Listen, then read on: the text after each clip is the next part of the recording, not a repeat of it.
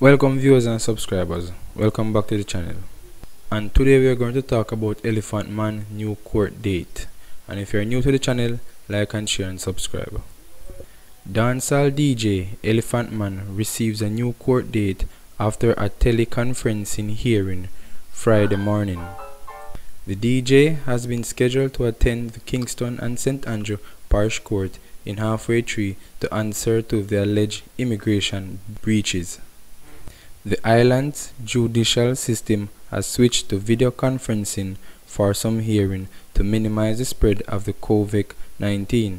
Elephant Man attorney Christopher Townsend said his client's case will now be heard September 4th. The prosecution has until next Tuesday to present their evidence, Townsend said. Elephant Man, whose given name is Oneil Bryan, is charged with breach of the Immigration Act after allegedly making a false declaration upon arriving in the island at the Norman Manley International Airport in Kingston last month. He allegedly failed to declare that he had traveled to one of the worst affected areas in the COVID-19 pandemic during a tour of Europe. Thanks again people for visiting the channel. Until next time, peace.